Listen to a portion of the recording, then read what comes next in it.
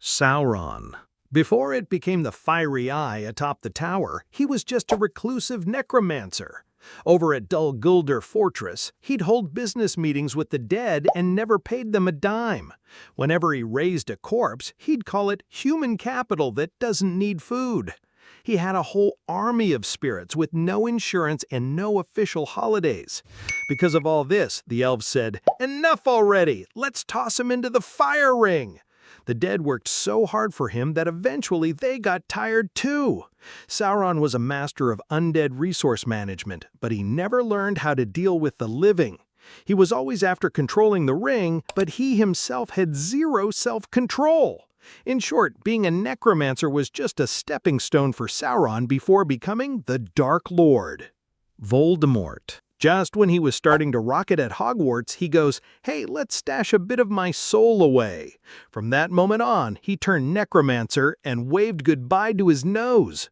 His soul got split into 7 pieces, but his personality just went downhill fast. He was always rounding up a crew of the dead or half-dead folks to call him boss.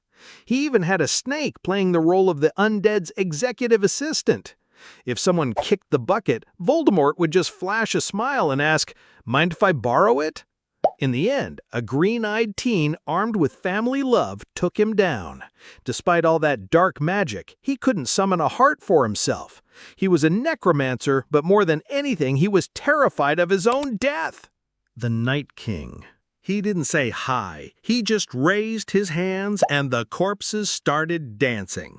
He never smiled, but when he showed up, the temperature dropped to -1,000. He was one of those necromancers who didn't need magic. His mere presence froze everything. Once a dragon died, and he was like, "No, darling, now learn to fly." He gathered every dead soul he had in the middle of the field and said, "Okay, now fight!" If someone died, their Death Army membership card was waiting. He was taken down by a dagger because countering a Valyrian steel dagger wasn't on his checklist. Everyone thought he was the final boss, but he was just the frost stage. He was a necromancer, but more like the event planner for eternal winter. Arthas. There was this Knight of Light who said, "I'd rather be dead. I'm sick of all this light." He grabbed the cursed sword and became the boss of the skeletons. Every corpse he laid eyes on, he'd go, "Get up! It's grind time!" His army of the dead got so huge, the ground cracked beneath his feet. He was the kind of guy who believed no corpse should ever be unemployed. On his crown was written, "Free Wi-Fi for spirits." When he froze over, he honestly thought he'd just called in sick. For him, death wasn't a stop, it was a brand new work contract. Necromancer, nah, he was the full-time CEO of the underworld. Nagash. Nagash wanted to outsmart death and said, "A grave is just a meeting room." Bodies were his workforce on the graveyard shift. Whenever someone died, he'd summon them and go, "Sorry, I'm late." To him, cemeteries were like raw material warehouses. Every time he got defeated, he'd return in a fresh outfit, leading a squad of stylish skeletons. Even death itself tried to bolt from him. It'd be all like, "I'm on vacation." Other necromancers treated him as their guru. He wasn't chasing peace. He was all about raising corpses with high morale. Nagash, he wasn't just a necromancer, he was death's very own CEO. Karthus. Karthus was both a singer and a necromancer, but he performed in the spirit and death genre. Whenever he performed his songs, the heroes would cry and kick the bucket at the same time. When he died, he said, "All right, now the real show begins." With his magic book, he'd summon skeletons like a kid grabbing balloons. Death for him was just a sound effect. Nobody understood what he was saying, but if you shouted, "Yeah," you were instantly on the delete list. Even though he was dead, he was more active than many living people. In the League of Legends, he always entered with a deep voice and left with corpses. A musical necromancer who even got the dead to applaud him. Dr. Facilier. Facilier looked like a tie salesman, but he dealt in souls. He'd say, "I've got friends on the other side," but never spelled out exactly who. He had a shadow that even he answered to. He'd pull tarot cards, but the results were usually a pretty cool kind of death. Once he threw a birthday party for a corpse and said, "Congrats on being born twice." Spirits worked for him, but if he was late on their dues, he'd drag them down below. He was super well dressed but ended up in the very bottom of hell. No receipt. Necromancy was a family business for him with black profits. If you bought anything from him, your invoice would arrive in your grave. Zol. He wore simple clothes, but he had a bone army at his feet. Every corpse was just a tool for him, not some sentimental keepsake. He didn't fight on the battlefield, he just gave orders and everyone died.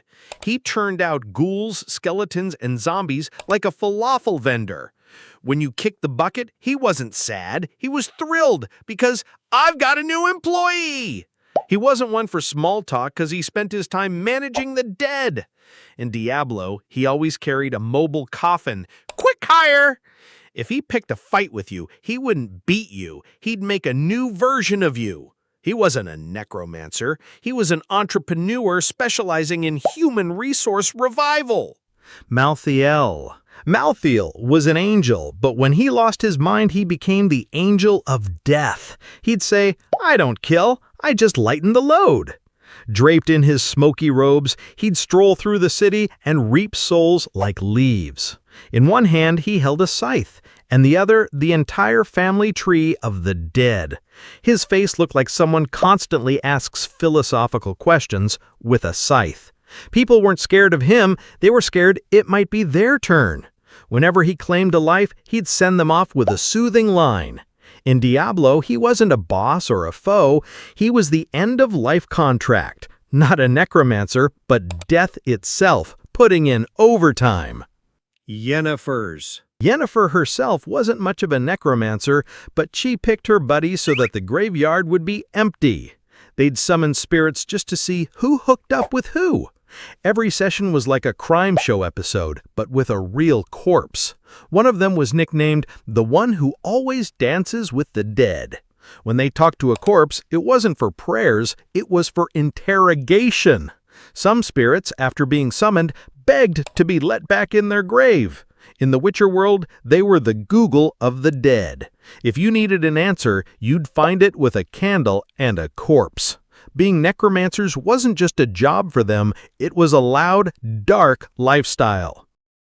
Thanos. Thanos is usually known for his snap, but in some stories, he's a necromancer. One time, he wiped out half the universe, then goes, "All right, bring him back, just let me control things." He had this love affair with death, but, well, someone in love with death naturally collects corpses. In one of the comics, he'd talk to the dead and say, "I'm the only one who understands you." Whenever he got tired, he'd create a dead planet just for himself to live on. He also had an infinity stone specifically for summoning souls. He called it the Regret Stone. Once, he played chess with Tony Stark's spirit and lost. Necromancy for Thanos means post-mortem management. He both snaps and summons. If Thanos is a necromancer, the world ends twice. Once physically, once spiritually. Death. In the Sandman universe, Death was this young girl. She wore black clothes and had a mysterious smile. Unlike other necromancers, she was the one in charge of collecting souls herself. She'd come for you with an umbrella, a list, and a friendly attitude, not with a scythe. When she came to get you, she'd give you a chance for last words, like a farewell interview. She treated the dead like friends, not employees. Sometimes she'd go for walks with spirits just to ease their sadness. She even said once, "I'm not a necromancer, I'm a softmancer, because I take you gently." Nobody was afraid of her because she was the kindest member of the Endless family. In Gaiman's world, Death is the liveliest of all. Black Wolf. In the weird animated film Wizards, we had this necromancer who used magic and tech to summon the dead. His name was Black Wolf, and his pitch was, TV magic equals a hyper-zombie army. He'd pump up corpses using old Nazi films. Wherever he went, he rolled with a bunch of digital skeletons who shunt their guns and chatted away. His magic was a mashup of fascism, necromancy, theatrical lighting. His brother was a peace-loving wizard, but Black Wolf said, "We gotta win the world over by waging war." He got wiped out in the final battle, 'cause one classic shot is enough to snuff out dark magic. Sure, he was a necromancer, but he was more like a director who only worked with dead actors. Some say he's still out there making movies, just for an audience beyond the grave. Necron. Necron is the god of death in the DC universe. Top boss of spirits, CEO of cemeteries. When the Black Lantern showed up, Necron was all like, "Now it's my turn to call the shots." With a single glare, he'd yank a corpse right off the ground, and with just 2 words, hush the entire planet. Heroes who died would come back under his command to fight themselves. Even Superman once fell under his thumb. His philosophy was pure anti-life. Life's a lie, death's the only truth. He even said once, "Necromancer? Nah, honey, I am death itself." In DC, if you see someone back from the dead with jet black eyes, you know Necron's pulling the strings. Bottom line, when he shows up, the coffins open themselves. Rasputin. In the Hellboy comics, Rasputin was a straight-up necromancer. He rocked a long beard, freaky eyes, and was a total death dealer pro. He'd meet up with hellish creatures and ancient gods, and he did it all mask-free. He died, but never said goodbye, just, "Be right back, I'll return." Every time he spotted a corpse, it was like finding a new toy. He'd summon spirits with a magic orb, then send them off on missions. To him, Hellboy was just a rebellious kid, but he never stopped trying to use him. His philosophy? There's no such thing as death, just a leave of absence from life. He never figured out what he was really fighting for, but the dead always had his back. Yeah, he was a necromancer, but he had so much swagger, even the spirits would cheer for him.